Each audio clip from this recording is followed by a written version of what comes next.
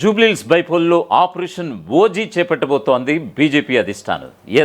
ఇప్పటికే జనసేన కూడా ఈ యొక్క లంకల దీపక్ రెడ్డి, జూబ్లీహిల్స్ బీజేపీ అభ్యర్థి లంకల దీపక్ రెడ్డికి సపోర్ట్ చేస్తున్నట్లుగా మద్దతు ప్రకటించడమే కాదు, ఇప్పటికే వాడవాళ్ల గల్లీ గల్లీలు కూడా తమ వంతు ప్రచార బాధ్యతను భుజాన మోసుకుంది జనసేన పార్టీ, జన సైనికులు.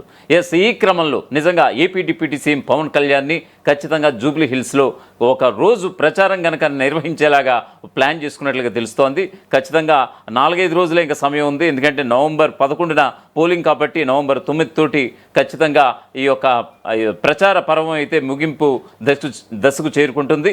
సో ఈ క్రమంలో పవన్ కళ్యాణ్ని ఈవేళ లేదా రేపు ఎల్లుండి ఈ యొక్క 2-3 రోజుల్లో ఖచ్చితంగా పవన్ కళ్యాణ్ దింపి ఖచ్చితంగా ఈ యొక్క పొలిటికల్ మైలేజ్ సాధించే విధంగా బీజేపీ ఒక ప్రయత్నాలు అయితే సాగిస్తున్నట్లుగా తెలుస్తోంది. గతంలో కూడా జీహెచ్ఎంసీ ఎన్నికల్లో బీజేపీకి జనసేన మద్దతు పలకడం అనేక సార్లు మనకి చూసినటువంటి సందర్భం కూడా మనకు తెలుసు. సో ఈ క్రమంలో ఏపీలో ఉన్నటువంటి పొత్తు ధర్మాన్ని జనసేన పార్టీ పాటించిందా అని అంటే కనుక తెలంగాణలో పాటించిందని చెప్పుకోవచ్చు. మరి ఇక్కడ టీడీపీ సంగతి ఏమిటి అనేది కూడా ఇప్పుడు అనేక ప్రశ్నలు తలెత్తుతున్నాయి.